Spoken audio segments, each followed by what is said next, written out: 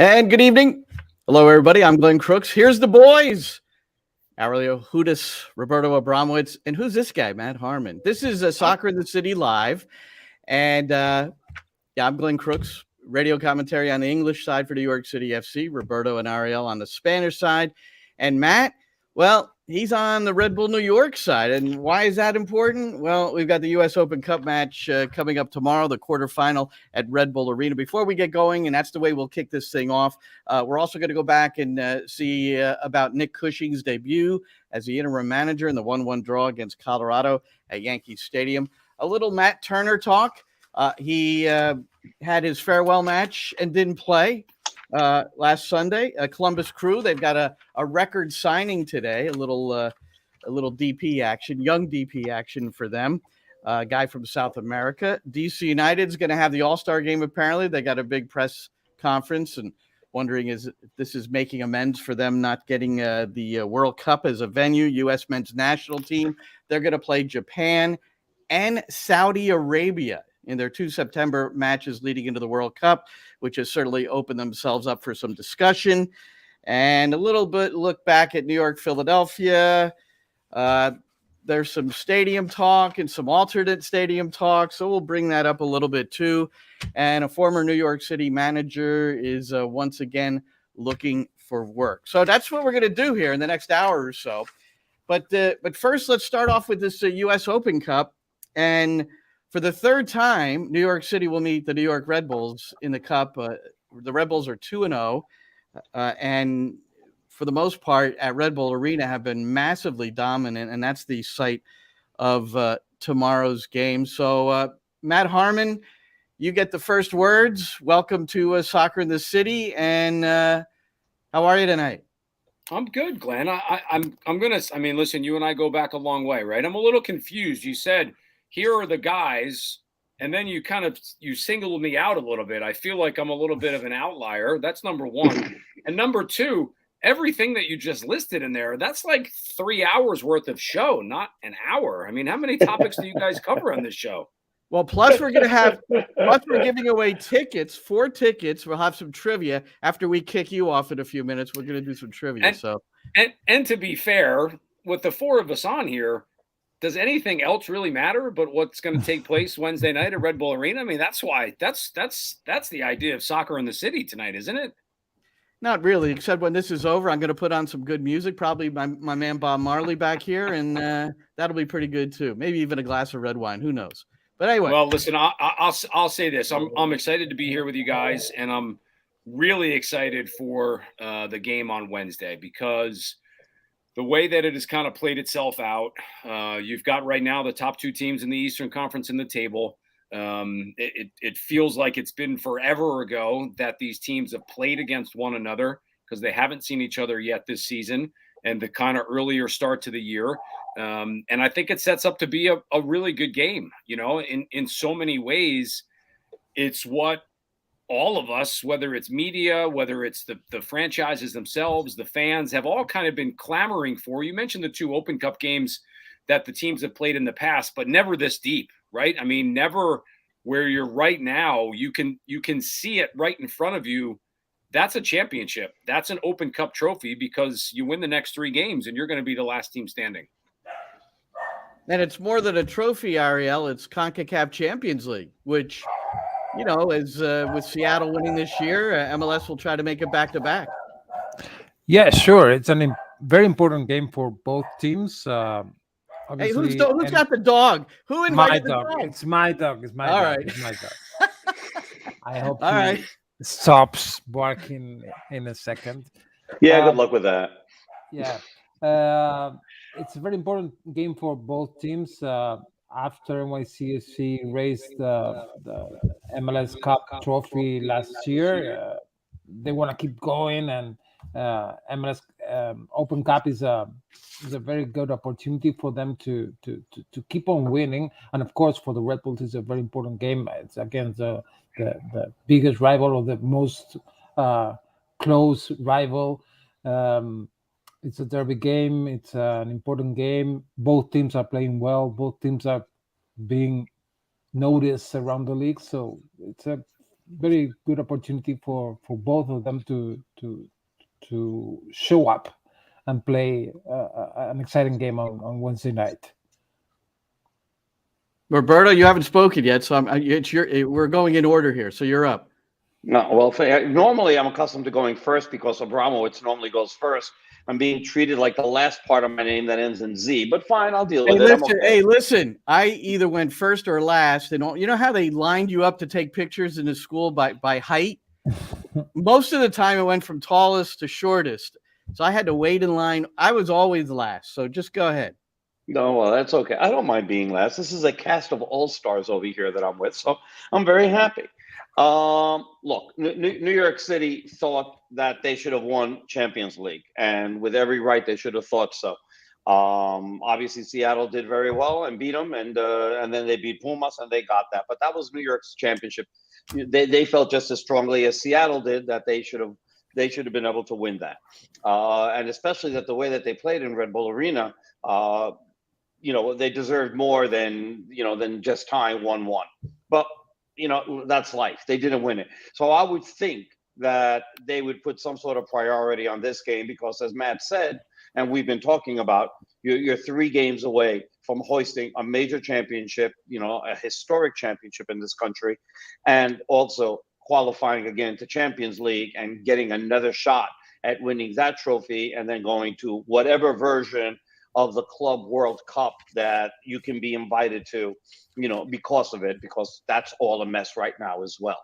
But it's an important game, I think, and we're going to see how, we haven't spoken to Nick since before the game on Sunday, so we really don't know how he's going to approach this game, and I'm very interested to see if he puts out his strongest lineup tomorrow and then, plays it a little bit.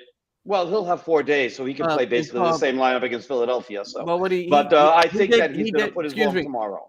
He did talk about it a little bit in the briefing before the game, and you saw guys like Keaton Parks on the bench. Keaton Parks will be in the 11, I'm certain, on Wednesday. So the bench was strong, and I think you'll see a few of the guys from the bench in the 11. It'll be a strong unit either way, and I'm sure Gerhard Struber will handle it the same way. But, Matt, before I want to get your comments on Struber in a moment. But first, last year, it was an odd schedule. They played back-to-back games because one was rained out. We remember that one. So on September 22nd and September the 25th, back-to-back games, a 1-1 draw at Red Bull Arena. Then the Red Bulls beat New York City at Yankee Stadium 1-0. And then October the 17th, back at Red Bull Arena, a 1-0 win for Red Bull. So here's Gerhard Struber today. The question was about the success last year, a couple of wins and a draw against New York City. Yeah, tomorrow is also a little bit different players like the last season, but I think the biggest key was our togetherness against them. I think we were so on the same page. I can remember the synchronized moments what we create, and from the first line until the last line, I think we was so clear in the plan, and we was brave in many moments to play our game in transitions, and I think they have a lot of problems with us to manage our intensity, our power, and also the spirit what we have. And tomorrow, I think. The boys are ready from the energy, from the togetherness. We're on a very high level. From the tactical side, I think also in our principles we growing. Also the output is good. Yeah, and it's a big show tomorrow. I think at the moment, we are the number 2, New York City the number 1 in the table. We can see that, and I think everything will be very, very close, and the details are deciding in the end the game, and for that you need an outstanding focus. This was also very good in the last season when we play against them from the first second until the last second, that you are ready. And I think this is tomorrow very, very important, that we can find in our typical way very quick in the game and play our game, and then it's not easy for them. All right, so I feel like I'm military here, responding to Struber. Synchronized moments, brave, clear in our plan, intensity, power. So he's an interesting guy, Matt. And I'm curious, you've gotten to know him a little bit. And I wonder his relationship with the players and with that accent as well. That's very, well, I know he's Austrian, but it's very German sounding, which is close enough. Right? He's been so much fun to be around, Glenn, the last couple of years that he's been the head coach. And clearly it was a challenge probably at the beginning for him to know us and us to know him, because we were all dealing with COVID when he did take over. And then last year was a little bit better. This year has just been awesome. I mean, his personality, when you talk to him one-on-one, it pops off the table. I mean, sitting down with him one-on-one is something that every week, every game we do before the game, and it's tremendous. And I would say this, the players love him. The players absolutely love him. I don't think there's any question about that. And I think you saw that last year when they had to make, basically an almost win every game type mentality from August through the end of the year to even get into the playoffs. And this year it's been much of the same. And I think the game that they just had against Toronto was a real important one, because for one of the rare times this year, the game before that in Charlotte, the team did not look good. They really didn't. It was maybe the worst game that they had played all year. But then to bounce back and beat Toronto the way that they did, play the style that they wanted to, dictate the game in so many ways, I thought was really important. And I think it's great, right? You've got two very confident teams going into the game on Wednesday. But just to finish the thought on Coach, the players love him. We love him on the media side. He's been very outgoing with us, very honest and upfront. He's really all that you could ask for. All right. And obviously he's got his club in second place. Is he sort of like a Chris Armas, like a Jesse Marsh, where it's the us against the world mentality? I mean, sometimes I'll read his post-match. I don't hear them all the time, hear him say them, but I'll read them. And, I don't know if he's still using that approach. I don't think so this year. I think you've seen a little bit less of it. I think at times he's very honest with the teams that we have played in terms of where he feels the talent might be on another side. He's been honest about things like players coming in a transfer window. And that's been a huge key when you look at the players that Red Bull did acquire during the course of the window. That's a big reason why the team has had so much success. But I don't think it's been so much us against them, because I think this team, young though it is, and it's still one of the youngest rosters in Major League Soccer. But again, go back to the point that I just made. Some of the players they brought in the offseason, a Lewis Morgan, who's in his mid-20s, a Laquinhas, who's in his mid-20s. These are guys that are entering or are already now in their prime, as opposed to maybe the last couple of years you brought in some younger guys hoping they would develop. Now this kind of batch of players, they've already established themselves. And those two guys specifically have just been tremendous. I mean, Laquinhas is so much fun to watch. And Lewis Morgan, with all his versatility and his ability to put the ball in the back of the net, has been a great add for this team's attack, which, again, go back to last year. Where was the team struggling? They were fantastic defensively, even without Aaron Long all during the course of last year. This year, their play going forward has been so much better than it was a year ago. And Laquinhas named MLS Player of the Week today, coming off another Brazilian having success in the league.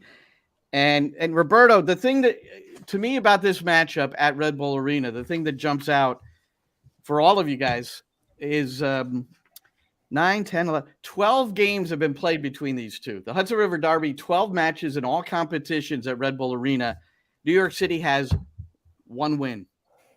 9-1-2, the Red Bulls advantage. So what the hell is it about Red Bull Arena?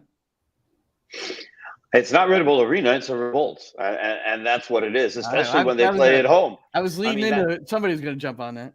Well, but it is what it is. I mean, because New York City has played at Red Bull Arena as a home team a lot, and they've done very well there. So it's just when they face the Red Bulls that they have issues. And because the Red Bulls and their style of play is something that causes chaos for New York City. And I'm very interested to see how Nick Cushing is going to deal with it. We've seen how other coaches have tried and then adjusted, and we saw that with Patrick Vieira, and then we saw the huge adjustment that Domi Torrent made the first time that they played, or I think it was the first or the second time that they played, which is the one in Yankee Stadium where they won 1-0. I'm trying to remember if that was the first time he played him or the second time he played him, where he just absolutely threw what New York City normally did. He just absolutely threw it out the window, and they played like if they were in England, because all they did was punt the ball down the field and try to win 50-50 balls. And then, they found a good break with Maxi Morales winning one and scoring, 5 minutes away from the end. That was like something so unusual that we had seen from New York City, because it didn't look like anything they had done previously. So now it's Nick Cushing's turn to figure out, what's the best way to deal with the New York Red Bull press, and if they're going to press as much anyway. Because for what I haven't seen them play as much, but for what I've heard, they're not pressing as much as they have. But when it comes to New York City, you sort of know that they're going to do that. We've got a guy that's been at every game, so I think that's why I'm setting that up to ask him. So to find out, I'm setting him up to ask him that, because I still think that the minute that they see, blue or orange or whatever they wear tomorrow, they're going to go back to playing what they feel does best against New York City, as opposed to whatever they're doing just in general right now. So Matt, is the team pressing as much as they used to? Have they changed a little bit? And what do you expect tomorrow from the Red Bulls? Has it been as much, Roberto? I don't know. I would say it's been as much in spots, but maybe not all the time. I mean, there has been games.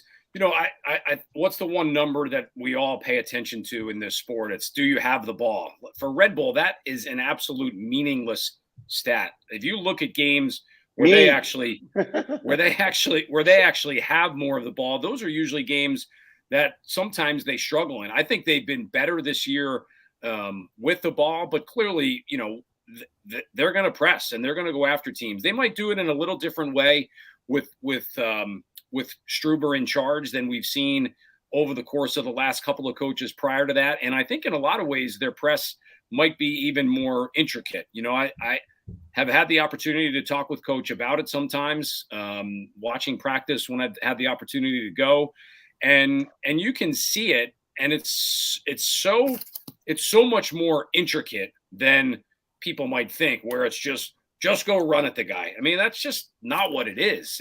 It's triggers, and it's, if I go, then the next guy has to go, because if you don't have everybody in sync, it's never going to work, because then you'd have people just running all over the place, and that's not what it is. To go back to your original question, is it as much this year? I wouldn't say maybe in a game-by-game basis over the full course of 90 minutes, but when they go, they definitely go, and they go hard.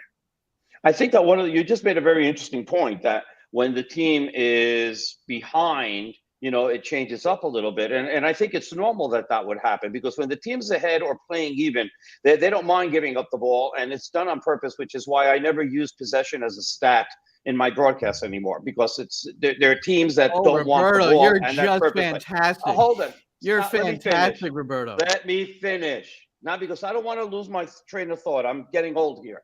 So, but the point that I wanted to make is that when teams are behind, right, like the Red Bulls are a team that doesn't want the ball, but when they're behind, they're forced to have the ball because they need the ball to go in and get the score to tie the game up. So it's sort of natural that would happen, that in games where they're behind, that the possession would probably be a lot more even than it would be normally if they had gone ahead, because then they can just wait back the entire game and look for opportunities to counterattack and be deadly on the counterattack, which is, part of their specialty. Well, case in point is against Toronto, this 2-0 win.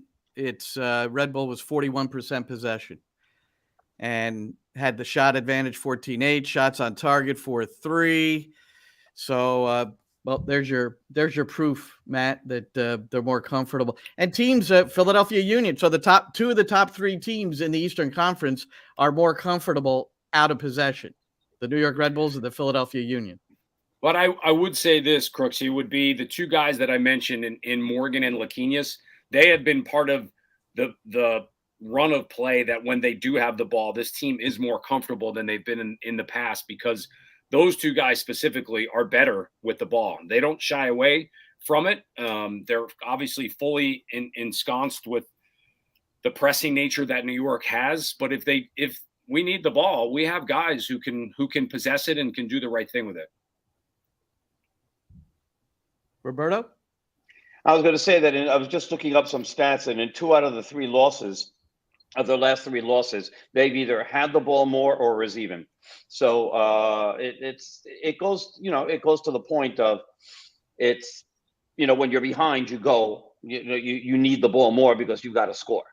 I should have done this during the international break, but now that it's coming up, I'm going to go over every game in MLS at some point, and I can almost guarantee that the teams that have the ball more than the other win or get points more of the time than those that surrender possession.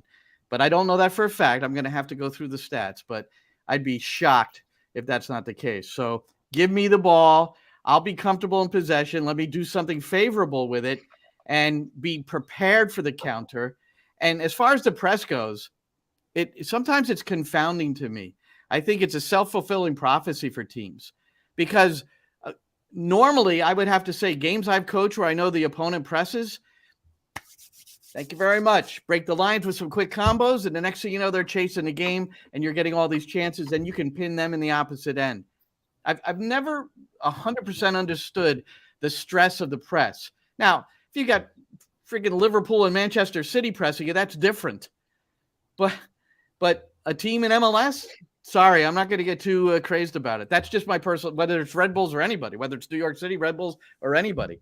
I just have never understood freaking out about teams that press, which I think you can see New York City in the past has tensed up in those situations. So I'm not saying it doesn't work.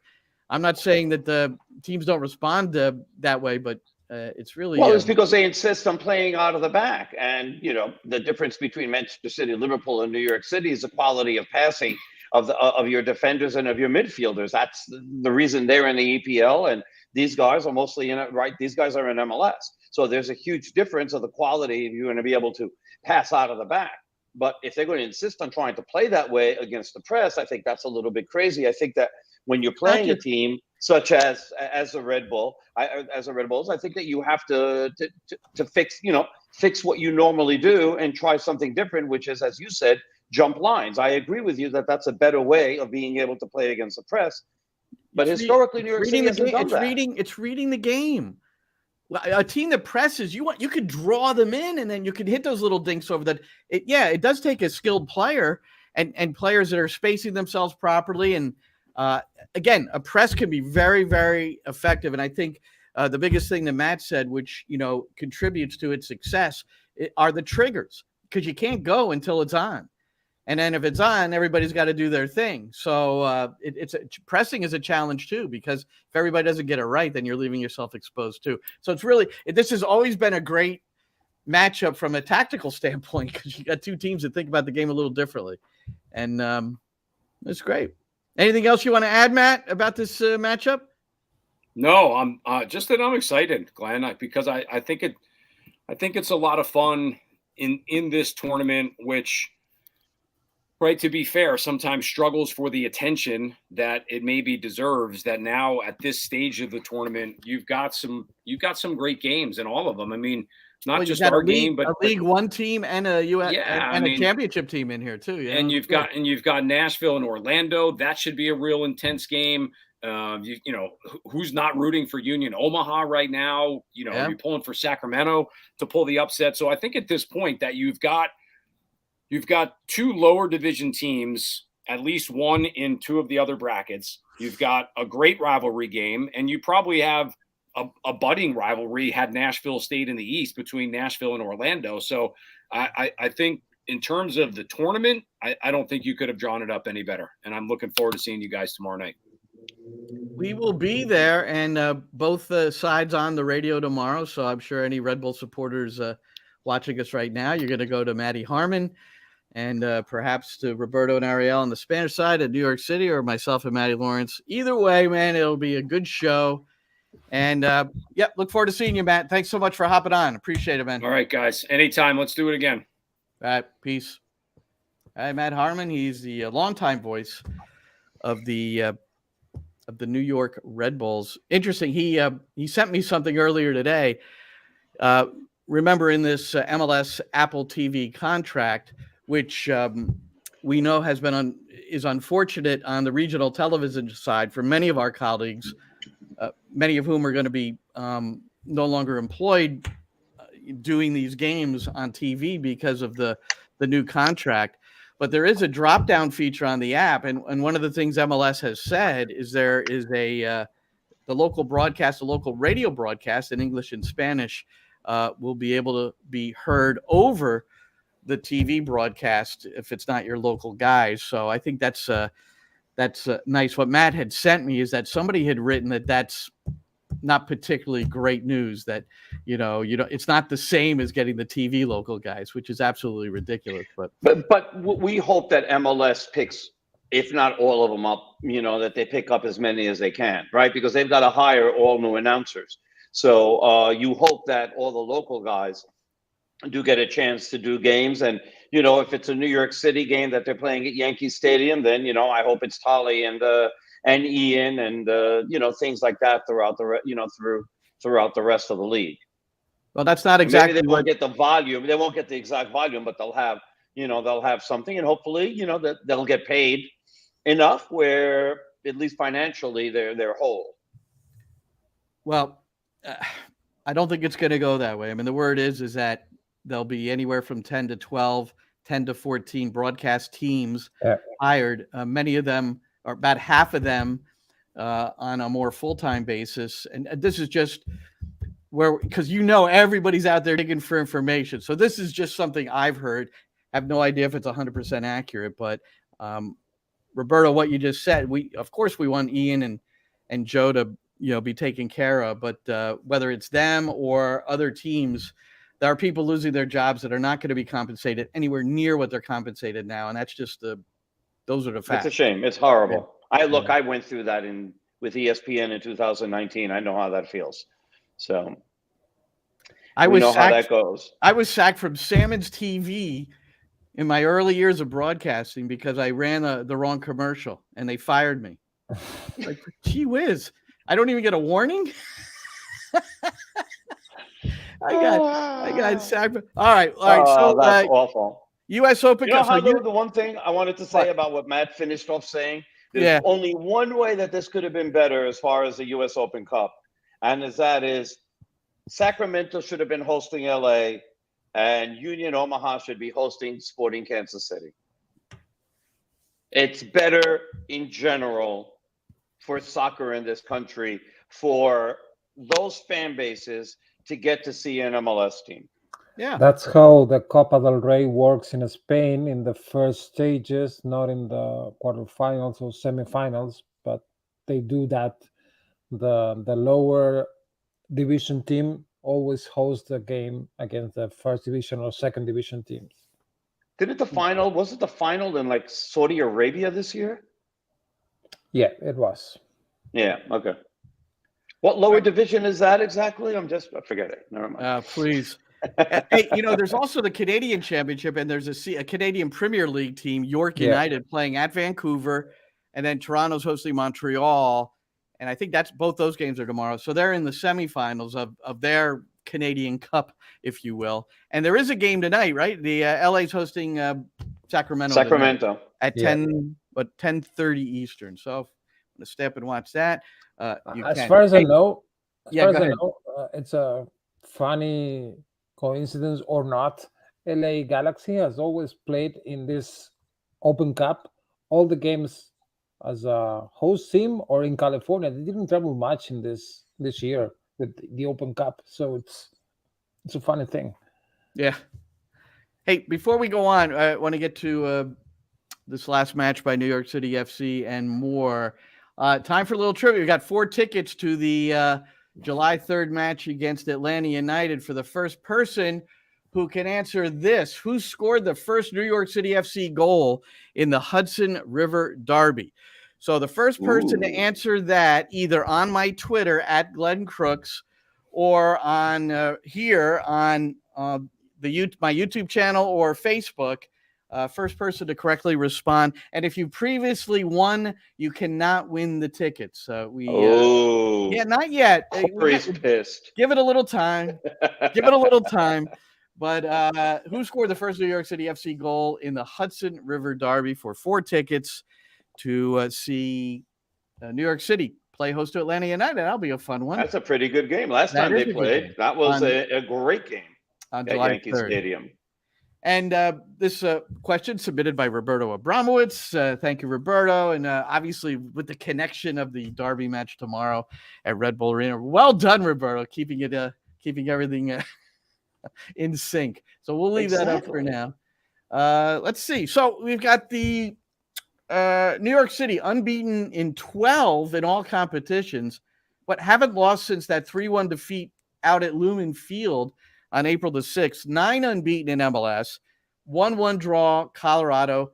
Nick Cushing, the interim manager, his first head coaching game for New York City after replacing Ronnie Dyla. Ariel, how do you think Mr. Cushing did against Mr. Frazier on the Colorado side?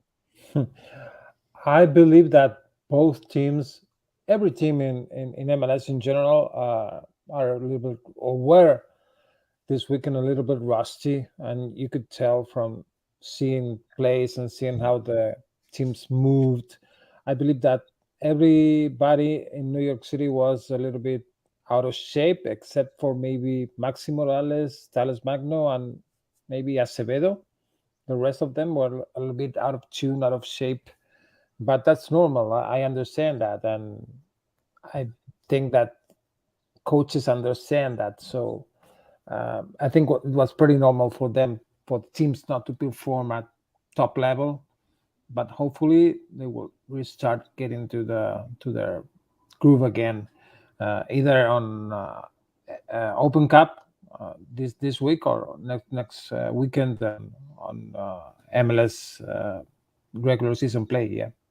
You know, the Roberto and Ariel, the one thing I learned, Brian Crookham, who's the general manager for Rapids 2 and has been in their academy system for a long time, he told me that he took the club took almost all the first team players during the 21-day break and split them in 2 and had each group play on the 2 team during the break, which was a pretty interesting concept. And I thought the Rapids were more the in-sync team in the first half than New York City. I didn't think there was any big gap, but I do think that they were the better team in the first half, and maybe that had something to do with it. Yeah. In general, what you saw this weekend was very rusty teams. All over. I mean, Galaxy didn't have a very good game. Portland, neither. LAFC was a poor game for them as well. So everybody was out of shape. So with that in mind, well, here's the important goal for Nick Cushing in New York City FC. Gets past the first defender, and now it's New York City with Magno and the equalizer. Tyler Magno. There's an answer. New York City down a goal. Magno responds. Keaton Parks on the field for less than a minute, substituting for Nico Acevedo. And New York City has leveled it up. It's 1-1 here in the Bronx. Yes, this is a good pass from Maxi Morales, but he's just ghosted in between the 2 centre-halves, or 2 of the 3 centre-halves was Tyler Magno. And he's chested it down and volleyed with aplomb.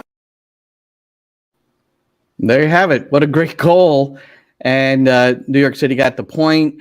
So I think that was huge for Nick Cushing to, not start off with a defeat and then end a long unbeaten streak. And, you recover from that. But for him personally, I think that was probably a pretty big goal and a big point, Roberto. Oh, for sure, without a doubt. I mean, look, the team didn't play well, but neither did Colorado, as for the reasons we explained. But when you look at some of the statistics, 16 shots to 6 for New York City, 2 big chances to none. How do they get none if they got a goal? That's interesting. But somehow they had none. When you're looking at passing, 454 to 170, and then Colorado committed 21 fouls. So, New York City did what they normally do, which is dominate, go forward, try to score. They weren't very accurate in the box. That's one of the bigger problems that they had. They had built some great opportunities, final passes, left a lot to be desired. I thought Yarborough made a couple of good saves as well. So, it's unfortunate that they didn't get the win. But I really, as Ariel pointed out, and we agreed, and we talked about it on the broadcast, both teams look really, really rusty, and we will see what happens on Wednesday. What were the Yarborough saves? I honestly can't. I think the best save of the match was the crossbar, Tati in the first half. That was a great shot in the first half. Yeah. So there were 4 shots on target, so that means that he had 3 saves. Well, yeah, the one I thought one was off a free kick. I know Maxi hit it on a short hop, but he handled that okay. Well, that Magno goal that was set up. We saw Maxi with the left foot just clip a beautiful ball in, and Tavon Gray got an assist as well, the second assist. So I had a discussion with Roberto about this, but I dug this one out when Anton Tinnerholm was on the commentary with me at DC United about a second assist. New York City up 1-0 on the Alexander Collins goal off a corner kick. Collins finishing in the 5th minute. Gloucester and Santi Rodriguez both earning the assist for Rodriguez. His 6th assists of the season. He's in the top 5 in the league in that department. Yeah, it's a little bit different how you count assist in this league, though. For the me, double assist is crazy, right? Yeah. I don't really get that. That's not how you count an assist. That's hockey for me. But well, Matty and Lords and I have discussed that frequently. It's and especially how you do the rest. Do you remember Thiago Martins got an assist playing a square ball to Alfredo Morales, who served a beautiful ball on the Eber for the goal at Toronto? But Martins got an assist on that. Yeah, and that's hockey for me. That you play a ball on your own half, and then 2 other guys do something. So you have to check in on that system because the rest of the world you don't do that. So I don't know why you're doing it here. It's like keeping the old penalties you have here. You have to go through with a new system with assist as well. So for me that's not an assist. So that's something you have to brought up to next year, how you count assist. All right, I'll continue to press the situation, but you've got a strong voice at MLS, Anton. We'll Yeah, but I mean, for us as a player, it's not a bad thing to get that's true. More assist. But especially if there's any sort of incentive clause in your contract on assist. But but that's normally in contracts. It's normally like just normal assist. That you're the last player who passed the goal scorer. Exactly. So I think sometimes it pops up this things from live score or whatever in Sweden, and you got a double assist, and people is just asking what is going on over there. So I think it's about time to change that. Love it. Love it. Absolutely. By the way, not only that, but he said something else that I think was really important, and I agree. Bring back the shootout. I was impressed that he knew about that. Like, he's talking about the shootout from what? That was the first 2 years. MLS had it, but yes, and it was famous in NASL. Yeah. MLS had it at the beginning as well, and they finally did get rid of it. I don't like it to, where there's no ties and you have to use a shootout. That I don't like. What they do, I can see it in MLS Next because now kids, MLS Next Pro do it because, they have penalty kicks because you get to practice penalty kicks, and I think that's a pretty good thing for that level. Well, once you're in the pros, if it's a tie, it's a tie. But if you're going to use a penalty shootout, I have no problem with the old NASL 5-second, 25 yards away. I don't think he was endorsing it. I think he was referring to it as something. Well, you had that wrong and you changed it. Now change this. That's what he was saying. No, I'm saying he's endorsing it. That's whatever he says. I don't care. I'd say he's endorsing it. Ariel, what do you think of second assist? And then we'll move on. And by the way, I'm doing an MLS Next Pro match when New York City plays host to Cincinnati on July 2nd, I think, the day before the Atlanta game. So on radio or TV? The TV, that feed that they do. Yeah. Oh, okay. Yeah. So you're going to listen in, Roberto?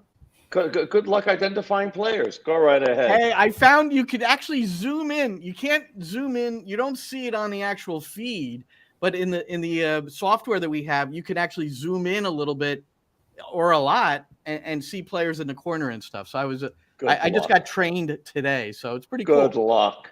Yeah, we'll see. Well, thanks, Roberto. Thanks for the encouragement and the support of MLS Next Pro. We'll be there for you. All right, thanks. We have just learned through Anton Tinnerholm, that second assist don't give you money. So that's the most important thing for players. So conversation is up.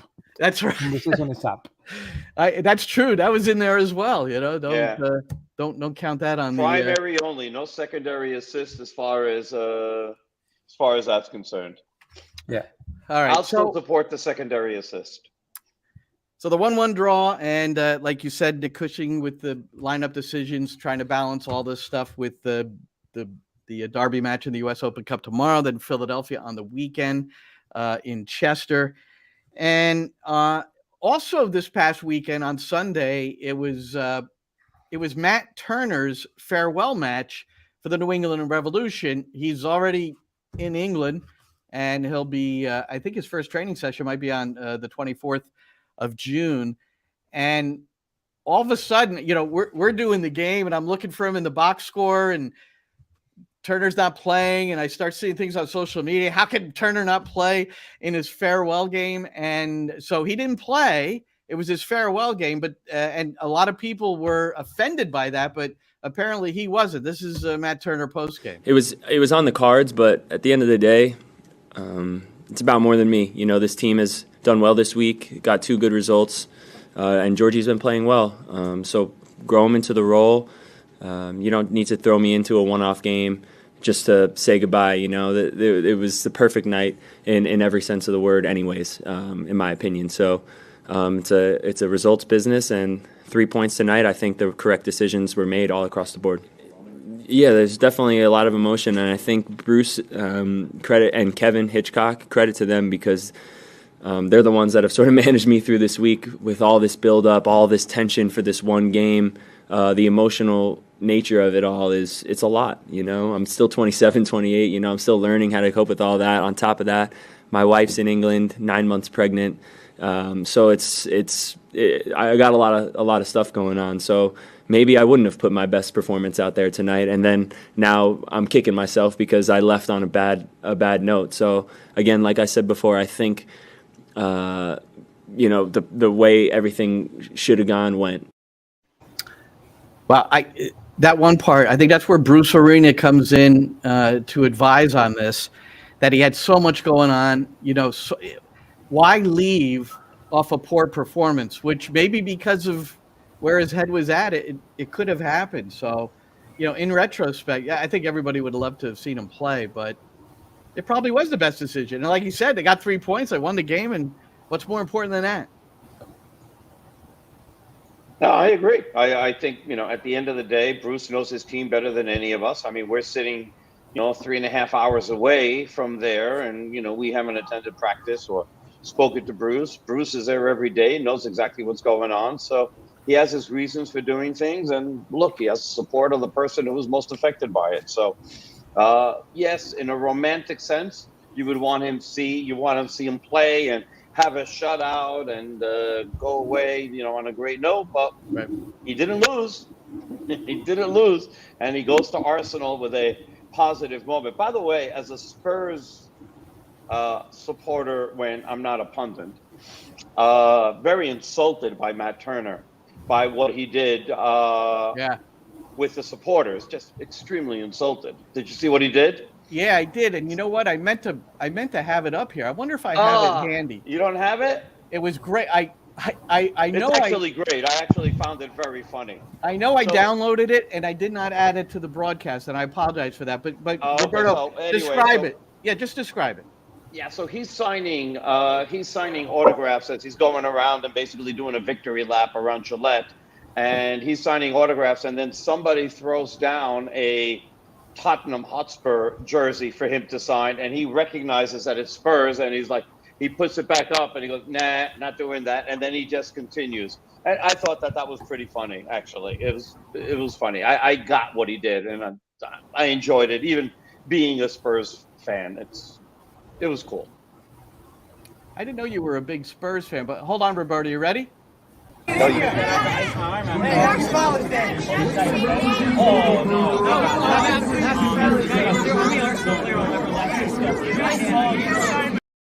Yeah, well, let's watch it one more time. So it's the guy with the white jersey on at the Spurs jersey. Hey, happy Father's Day. Oh, no.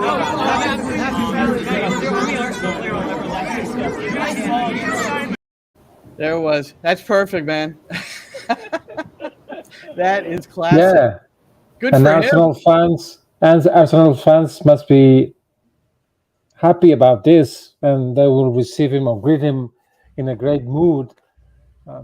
That's football. That's okay. That's going to go viral. You know that they're going to Yeah. love it. That's going to be mentioned in Yeah. the first press conference over there. You know it.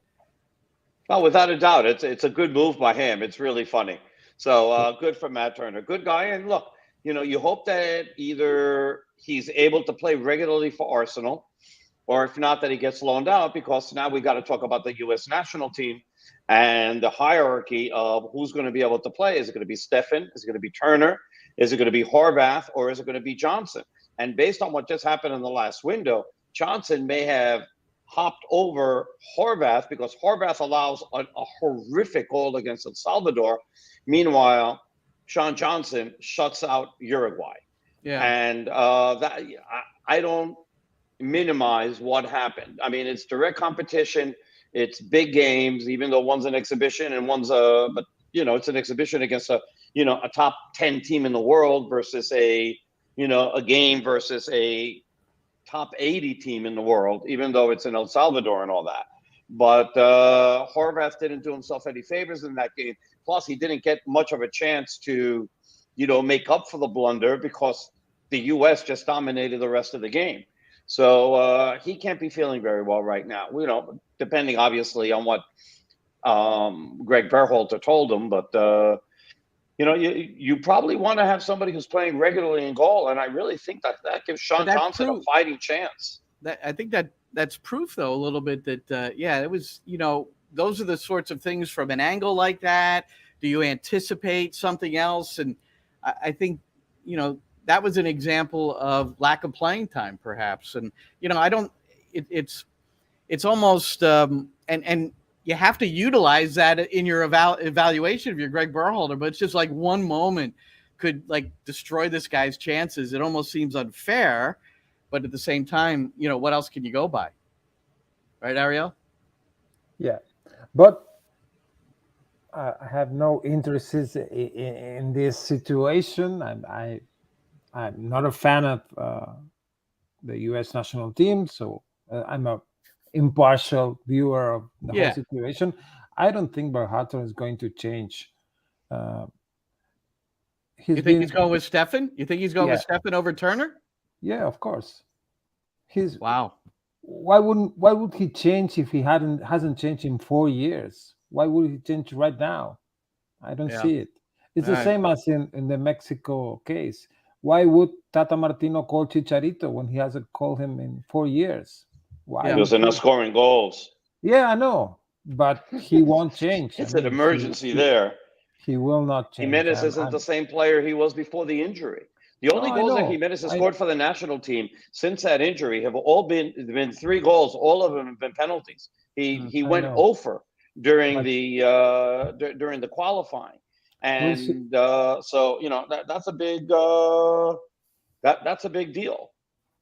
We'll see, but Martino hasn't been forced to do things in Barcelona. He went away after one season. That's true, but he wasn't willing to change things in Argentina when he was the national team coach over there.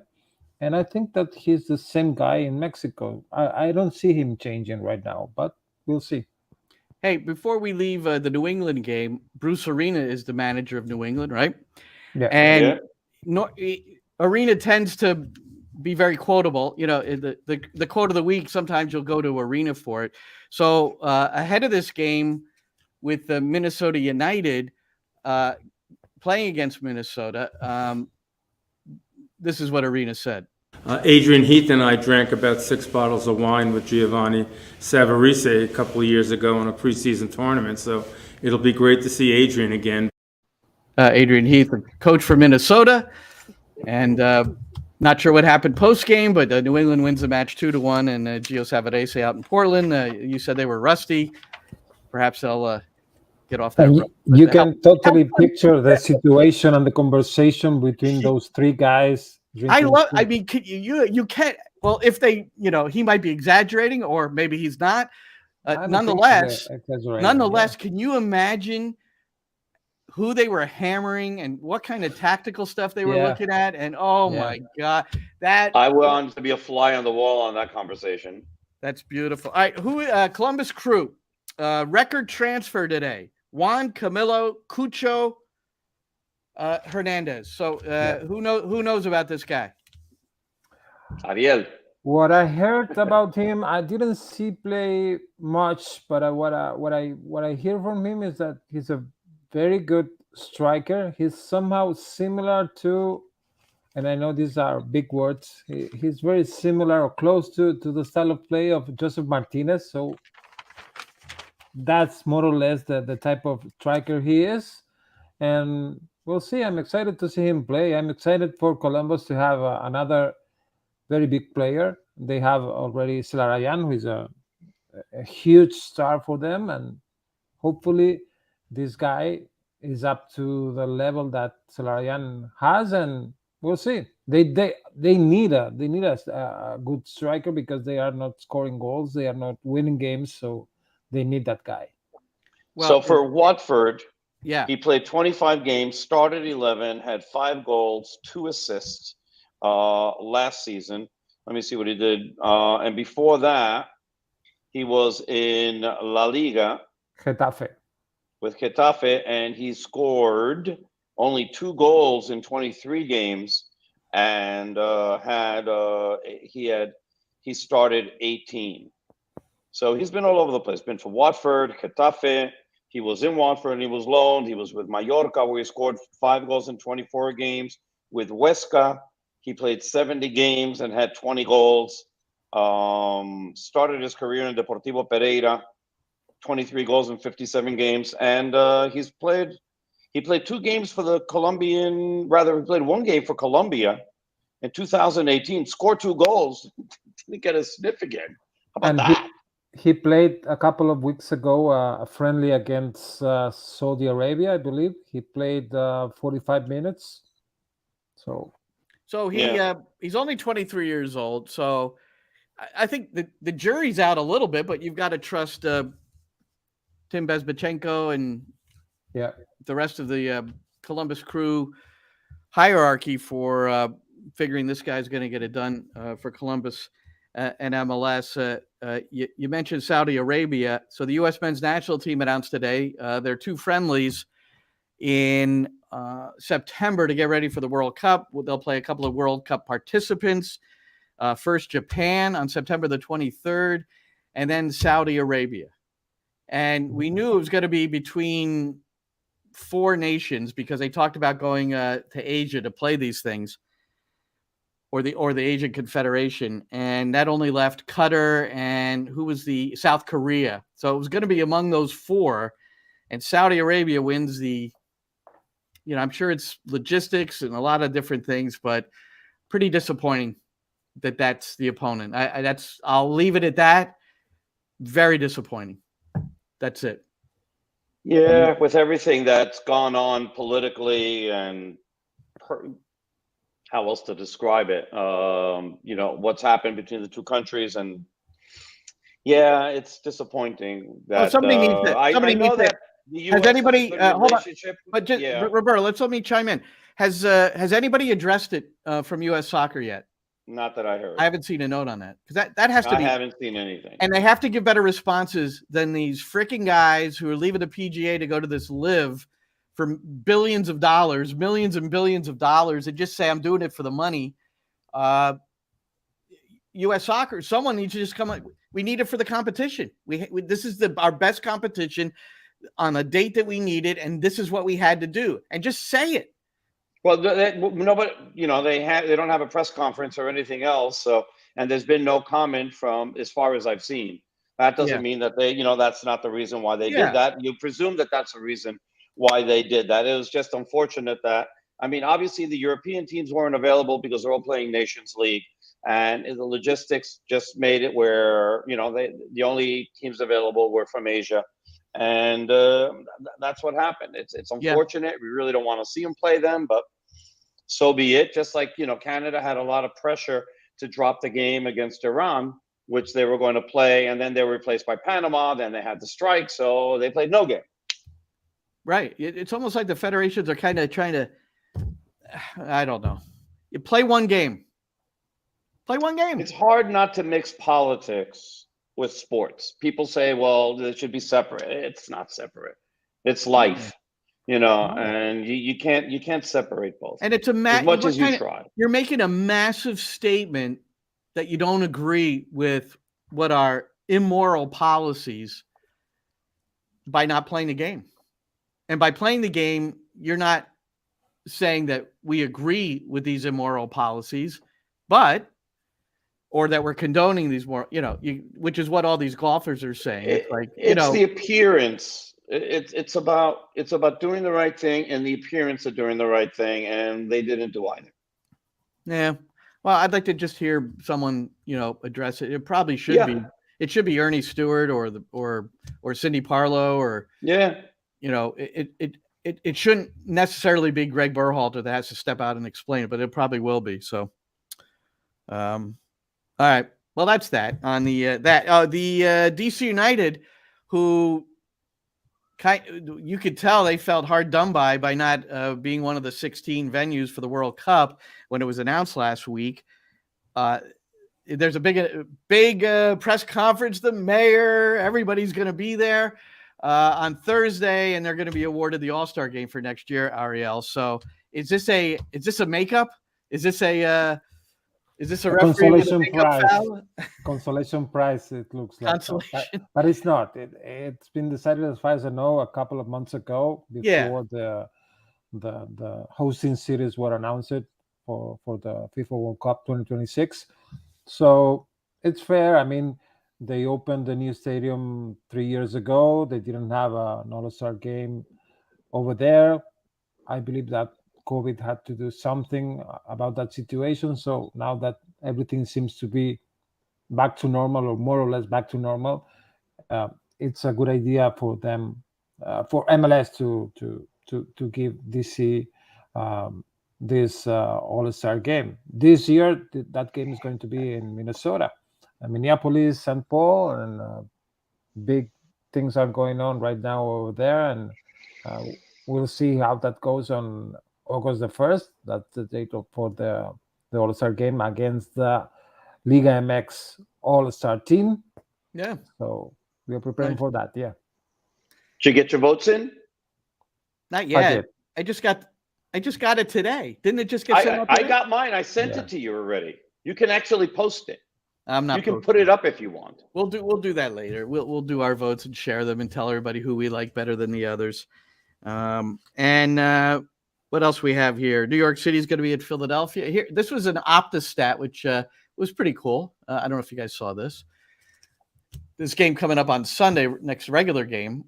9 straight unbeaten versus 8 straight unbeaten. Just the 6th match in MLS history where two teams are in these similar ways since 2011. So it's a showdown. Yeah, I agree, man. That's pretty cool. That's a cool. I like the photo that they used. Huh? For those of you listening to the podcast and not watching us, it's a photo of basically a mass confrontation. They're pulling Martinez off Tati Castellanos. By the way, Philadelphia have tied 8 straight games, something like that, right? Yeah, I'm gonna go take a look what that is. It's a ridiculous amount of games that they've tied in a row. Well, and their record is 6 wins. They've only lost 1 game and 8 draws, which puts them on 26 points, a single point behind New York City. City with a game in hand, City with 2 games in hand on the Red Bulls, who are also on 26 points. And as is the norm, the last place team of the Eastern Conference, Chicago, with 14 points, they're only 6 points out of a playoff bid. So things are tight in the East. Well, the thing is that it's not in a row because they actually have a victory over Portland, 2-0. So they have 8 draws. They have 8 draws in 15 4. matches. So that's all you need. Yeah, to they have a ton of draws.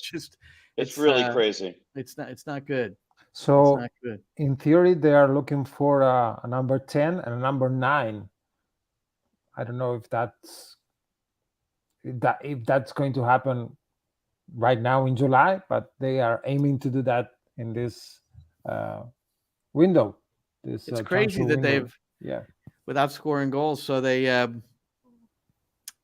let go Shabilko last year, and that was, he was a guy that contributed a lot. And Sergio Santos not consistent, and this Uruguay, who I've hardly seen. I know he's been injured a lot too, but I guess he's not getting it done yet either. Not yet, anyway. So, no. Well, so Gostek has been playing good. Gostek has been playing good. He had a great goal against England too. Yeah, he's coming out of the midfield. He's out of the 4-0 smashing that the Brits took. That was a really ugly game for England. Right, there's Carlos Vela might be available. I mean, he knows how to score goals. You could put him at striker. So I was looking up Vela's numbers. Vela's only making like just over $4 million. I was shocked by that. I thought he was making more. And then you're seeing Insigne coming into the league, and he's going to be making 15. No wonder Carlos Vela wants $7 million. Yeah. Wow. No, I don't think anybody's giving it to him, but that's what he wants. The thing is that hurts Vela's position is that in the last couple of seasons he's been out more than games than not. So yeah, I don't know. I would think that the type of contract that he could sign for a lot of money is an incentive contract where you play X amount of games, you score X amount of goals, you play X amount of minutes, and every time you keep on hitting these metrics, your salary goes up. Your base guarantee is like, let's say 3 million, right? And then you can make up to 8 million or 9 million or whatever it is, depending on all these metrics that are personal and team, right? So if the team wins Supporter Shield, you get an extra $1 million. If the team wins a playoff game, you get 500,000 and wins 2, another 5. If you win MLS Cup, you get 2 million. All these things. I think that's the way that you can structure a contract for somebody like Carlos Vela, where you don't have to guarantee much, but if he performs to the level that he believes he can perform, then he gets paid, which I think is fair. But I think that offer has been made by LAFC. No, there's no agreement between Vela and LAFC. So yeah, he's got 2 games left. That's it. Both at home. Hey, we're giving 2 games left. We're trying to give away 4 tickets to the July 3rd match against Atlanta United. And there's the question. I've been rolling the question: who scored the first Hudson River Derby goal against the New York Red Bulls? And our friend Tony Larson gave it a Tommy Mack. And I don't have the sound of but I'm sorry, Tony. Try again. I'm sorry, Tony. That's not it. And our friend Jenny J. Law says she thinks she knows, and she thinks it was on Mother's Day, but she also says, I don't need the tickets, so she's not going to hazard a guess. So we're still waiting. If we don't, Jenny. So Jenny, you can put it out there and then give those tickets away. That's part, that you make can it do that. Absolutely. Give away as a gift. But anyway, that's the question. And if nobody gets it by the end of the broadcast, which we're getting close, but first we have to talk about these. Here's Tony. Memory is shot, I guess. So join the club, Tony. Join the club. We're all in that. All right, so guys, this past week, I know we all saw it, and there's this Randall's Island news out there or stuff because we know New York City fans don't like going to Red Bull Arena. We don't get the idea that New York City FC wants to go to Red Bull Arena for games when they can't go to Yankee Stadium or Citi Field. And we're probably pretty sure the Red Bulls aren't, thrilled that New York City comes in and uses their building as a home, except I'm sure they get an exorbitant rent for it's it. Not theirs. Well, the building isn't theirs. The building belongs to the city of Harrison. Red Bulls have no say, as far as I know, over who. As a matter of fact, there's a rugby game being played on Saturday there.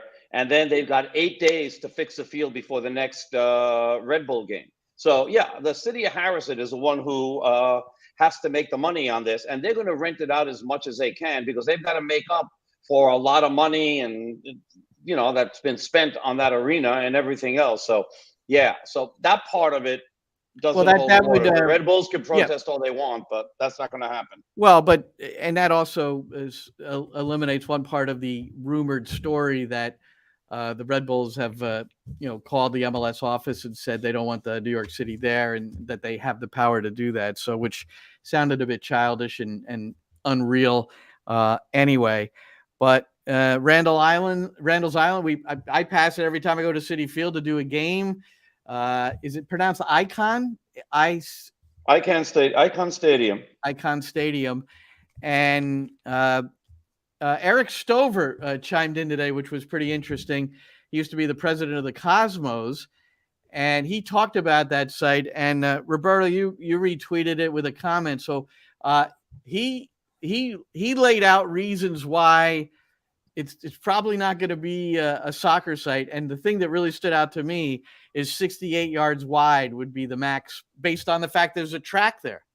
Exactly. And it was purposely done that way, by the way, where they can't expand the field. The stadium was put together purposely to keep soccer out. It's pretty amusing. So based on what Eric is saying. So, and hi to Eric. So he tried to get the Cosmos to play there, to play one of the finals there. And so he went and did all of his homework, and he found out all these things of why it couldn't be used. Also, and Corey Clayton also chimed in on this. And there's a whole bunch of track events that are scheduled between March and June in that stadium. It's used a lot. I mean, we don't follow track and field, at least I don't, but the people who do, I mean, that stadium is used a lot for that. So, I mean, could New York City, if needed, whatever, let's say there wasn't a lot of events and it's just sitting there, okay? I mean, how much money has to be poured in to be able to cover the area or to redo the area that they need to make the field at least 70 yards wide, right? I don't even know what the length of field is, but right now as it stands, it's 68. So there's a lot of money that would have to be poured in just to get the field right. And then, you got to talk about trying to add stands and trying to add things, because right now I think capacity is like 10,000 and that just doesn't hold water. So it's got to be expanded. So that it doesn't seem that unless there's a lot of money poured in, a lot of things have to change, that Icon is going to be a solution to any problem that New York City had. I've always thought that the best thing that they could do, if they can get this done, and it's not like I've approached the people at Aqueduct and all that, but I mean, they got a parking lot that's pretty much empty all the time because it's very few people go to horse racing these days. And the bigger attraction at Aqueduct when it's open, is actually the casino that's down there. Okay. But there's enough space there, as far as I know, that you can actually probably put together a temporary stadium and just build it there and make it 15,000 people and do that. But I mean, I would just, if they did that, okay, I mean, I would just play all the games there. I wouldn't just play the ones you can play at Yankee Stadium or Citi Field, where they're paying close to $1 million a day, and they got to get their stuff in and out, within 24 hours. So it's a very hard situation for New York City. Yeah, it's hard, except that you've got Yankee Stadium, you got Citi Field, and then Red Bull Arena is the final option. Just keep it that way. It's everybody makes it more of a big deal than it really is, and it's just. And I know people talk about working late, hard to get over there, and I've said this a million times. Of course, that's a difficulty. But Roberto, you see it. You see the people making the subway lines and the maps and everything else that don't want to go to Queens. They don't want to go to Queens because they're out there in the Bronx and it's hard to get there. Yeah, I know. You're not. Look, you can't please everybody. Stop it. You really, really can't. I mean, the stadium has to be close to a subway line, and I fully get that. Hopefully someplace that has parking. Yeah. And so, I mean, to me, the ideal place to have this stadium is Willard's Point. That is the ideal place, where, they put up, the outfield did a great job detailing the fact that the Harlem River site that was first mentioned way back when, that's back in play again. So, we'll see. And every time that we ask somebody from New York City, so what's the what's going on. And they always say, well, we're always exploring. We have several sites that we're actively exploring, et cetera, et cetera. What we do know about New York City, and people have to understand this, they have people that are just fully dedicated to only getting a stadium deal done. That's all they do. It's fully concentrated on that one aspect. The team wants the stadium more so than any fan. The other thing is that Red Bull Arena doesn't work for whatever reason. The options, if City Field is not available and Yankee Stadium is not available, the other options are Connecticut, MetLife, or Philadelphia. Yeah. And don't forget, there's a new television contract with Apple TV, and you wonder if they have anything to say about any of this as far as where the games are broadcast from and that sort of thing. But I find it funny that Randall's Island has constructed this thing to eliminate the possibility of soccer when Pele played his very first game in the United States at Randall's Island. Yes, he did. What a bummer. Yes, he did. And by the way, just a little trivia. First game I ever called was when I was in Brooklyn College, and I think it was back in 1978.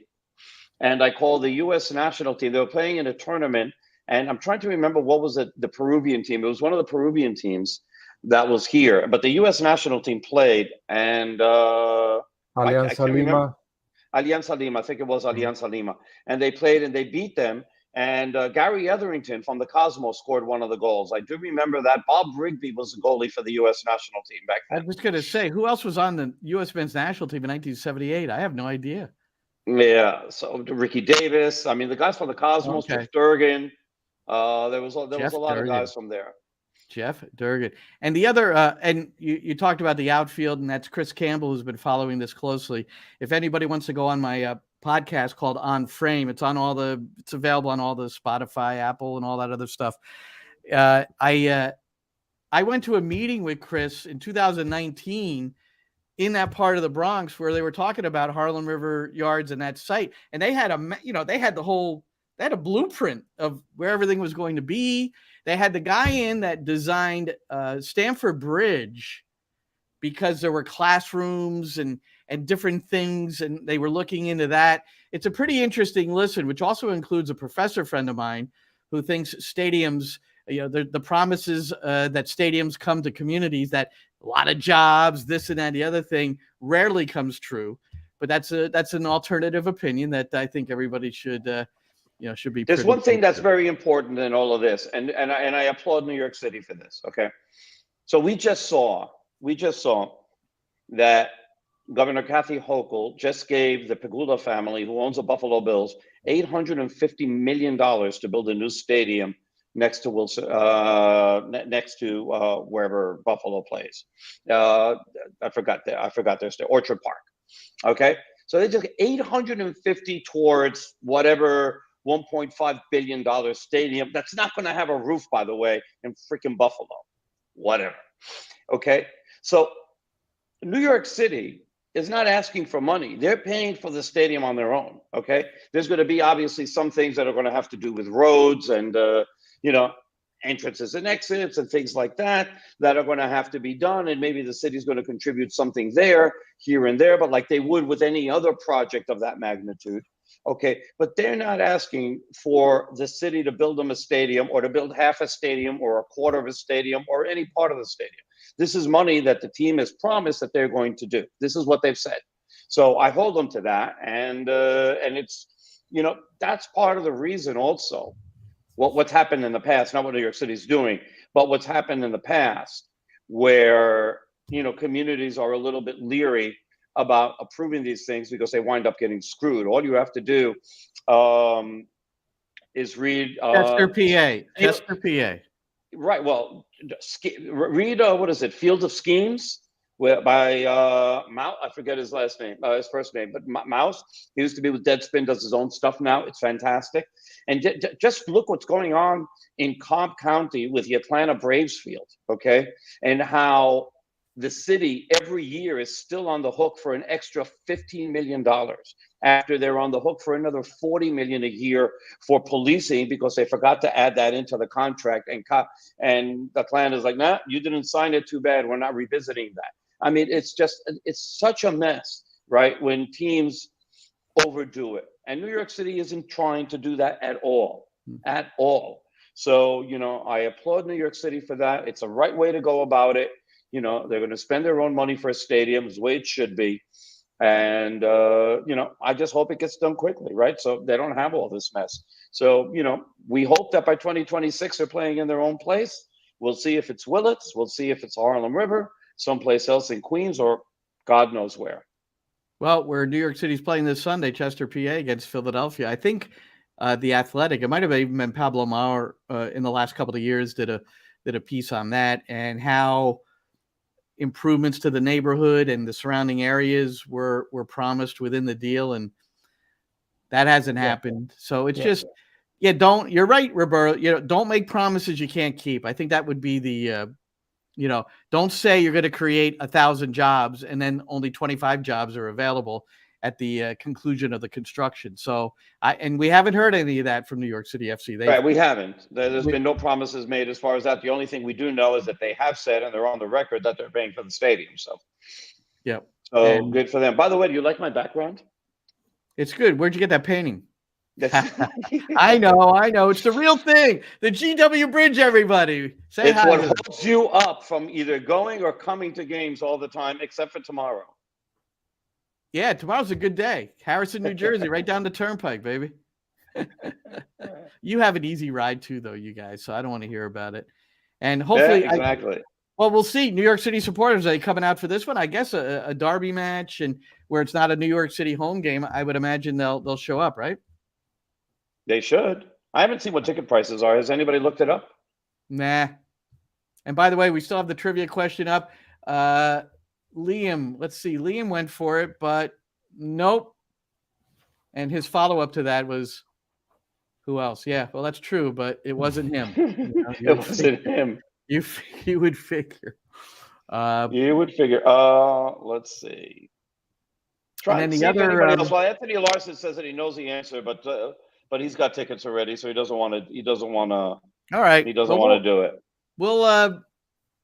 We'll hold it off. We're going to keep it for the next time, then. Yeah, we'll just keep it to that. I won't show the answer. We'll keep it. Maybe that's not fair. We should show the anser. No, don't show the answer yet. Why not? I'm in control. Fine. I'm not going to show it just yet. We still have a few more minutes because I wanted to. The last thing I wanted to bring up is our guy Dome Torrent, the third manager in New York City FC history, who had a rough go in Brazil afterwards, and I guess in Turkey now as well, Galatasaray, and Dome's parted ways today. Ariel, is that about the best way to describe it? Yeah, that's how they put it on Turkish press. And yeah, they didn't have a really good season over there in Turkey. They finished 12th or 13th, I believe, in a league of 18 or 20 teams. So it was not a good year for them. Turkey is a very tough place. Galatasaray is a very tough club to work with because there's so much pressure. You always need to be first over there. They always need to be qualifying to Champions League and whatever. And he didn't. So we feel for Dome, but it seems to be over for them over there in Turkey. All right. And, I got news. Yeah. Patrick's still at Crystal. Yes. Jason Kreis is still assisting Phil Neville at Inter Miami. And Ronnie Dyla he's been conducting his first training sessions this week for Standard Liège. Yeah. We assume he got there safely. We didn't get a chance to say goodbye, but it happened pretty quickly. It happened. Yeah. Ooh, wait, we have a winner. We do? Oh, come on. We got to be Jesus. Come on, Liam. Either say it properly or. All right, Liam, come in a little stronger. Yes. Come in a little stronger. Come on, Liam. Restate that. That's horrible. Just like a guess? No. Either you're sure, guess. or at least fake it that you're sure. Okay, so tickets for tomorrow, cheapest tickets All right, here we go. for tomorrow. I'm All not. right, yeah, okay, fine, you win. I'm not putting up the next thread. So Liam, I think Roberto probably Effing deserved that. Mullins. You were admonished by Roberto, probably a little bit over the top. So what you just Oh, wait, put you in did there. another one. Okay, you can put his name on. You can put, he did it again. There we go. Patrick Mullins. Wonderful. Good job, Liam. All right. Anyway, is tickets tomorrow. There it is. cheapest Patrick tickets- Mullins. 2-1 loss to Red Bull Arena, May 10th, 2015. A place for New York City has lost a lot against the New York Red Bulls. Go ahead, Roberto. Yeah, all right. So the cheapest tickets are 23. That's behind the goal. When you're on the second section, on top, like facing where we are, facing the broadcast booth, 45 for around the top of the box, 88 for midfield. That's too much money. Yeah, I think these are all resale, by the way, too. So let me see if I can get rid of By the the way, verified Liam- resale. Hold on, let me Liam- just check. Excuse me, Roberto. Liam, please email me at that, and then I will engage the ticket process for you. But you have to email me at glenncrooks01@gmail.com. And then for correctly answering, we had some good educated guesses, but Mullins is the man. Patrick Mullins, by the way, retired earlier this year at the age of 30. I mean, he's a guy that it's 2 times he won the Herman Trophy twice. That doesn't happen very often as the top college players at the University of Maryland with Sasho Swarovski, and really he was a goal scorer. I just wonder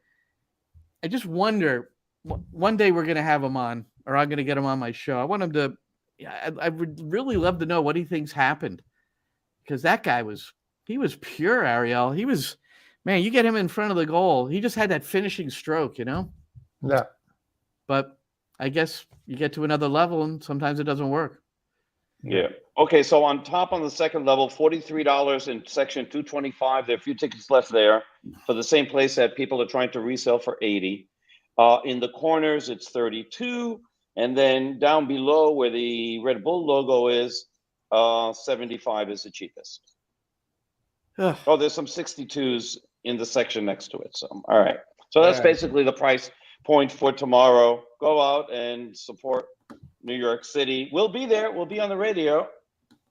We are going to be on the radio, and the kickoff is a little after 8. We'll be on the air at 7:45 on the New York City FC network, Spanish and English, and on the app, on the new improved app, which is pretty cool. And that's the New York City FC app. So you could just, and we've got to get people to be in tune with listening to the game while they're at the stadium, man, like we used to with our transistors. I would love if just a few people did that. I've been trying to get people to tweet me that are doing it. I've gotten one, but I want more. We have some. I want more. Yeah, we have some, and they write us, but there is the anywhere between 5 and 10 second delay, which sort of I don't care. It's not the same. Yeah, I know you don't care. You're broadcasting. You're not listening. Hey, I know the information they're getting. So if they get our information a little later than they're seeing it, it's actually adding an additional description to it. It's beautiful. That's the way you look at it, Roberto. You're not a very good salesman. Listen to Glenn. All right, boys. Ariel, nice to see you. Roberto, you as well.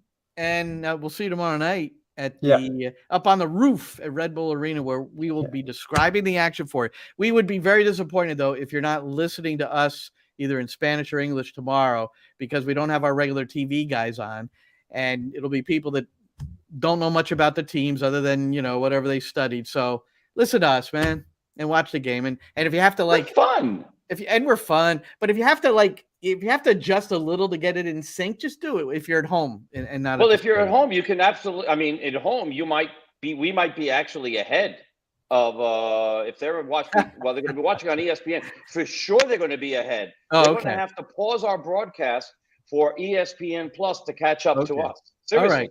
All right. Well, do that then. But it's do worth that it. then. All right. Well, congratulations to our friend Liam. And Nethercott. where is he? I want to put him back up again. Yeah, he got Mullins. He knew it was Mullins. Liam Nethercott. And thanks to everybody for watching and listening and your support on this as we try to be consistent and get this on every week. If you're here watching us today but can't always, we also put it up as a podcast. So look out for that as well. So for Roberto Abramowitz, Ariel Judas, I'm Glenn Crooks, and it's a big one tomorrow, where New York City is 1 win, 9 losses, and 2 draws against the Red Bulls at Red Bull Arena in all competitions. Let's see if they can get Nick Cushing his first win. Good night, everybody. They're due. Good night.